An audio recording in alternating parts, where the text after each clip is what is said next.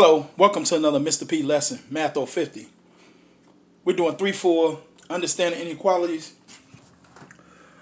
Basically, let's just talk about these 6 things right here. And I didn't put the other. They can open if it ain't parenthesis on it. Okay, I'm sorry about that. Open. First of all, this parenthesis right here means it's open. So this side's open and this side's open. So it's a full open interval. That means it doesn't touch these things, but it gets close to them without touching. So that means if this was a 2 and this was a 3, it would go from 2 to 3, but it doesn't touch the 2 and it doesn't touch the 3. It's just like 2.999, but it's less than 3. So this means between 2 and 3, not including 2 and 3. So X is somewhere between A and B, but not including A and B. This one is half open because one side is included and one side is not. So therefore, since it's included on the A side, you're going to have a bracket there. So this less than equal sign means it's a bracket. And when it's open, when it's no less than, when there's no line on it, that means it's open. So this means it touches the A side, but not the B side.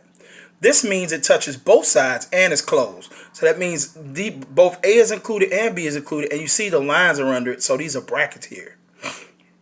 Half open would mean this time it's closed on the B side, so it'll be a bracket on the B side, but it's open on the A side. So you see examples of those down here.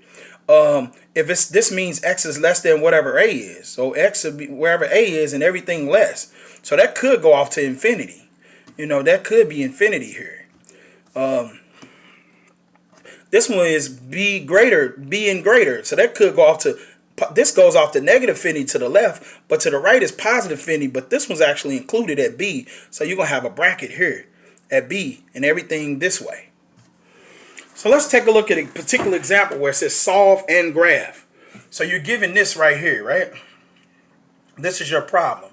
1 minus 2x is less than or equal to 7. So I subtract 1 on both sides because I got to still get this x by itself. So that's gone, and I get minus 2x is less than or equal to 6. Now, what happens here is if you multiply or divide by a negative, you got to flip the inequality around. So instead of less than equal to, it go to greater than equal to. But you still do the math. Negative divided by positive is negative, so x is greater than or equal to negative 3. So that means it starts at 3 and says it's going to be a bracket here since it includes it with that line on it. So it'll be that and everything shaded. Now, you should distinguish what you're shading from the line itself. So that's how you should do that. And we're done. That's your lesson on understanding inequalities, solving and graphing them. All right.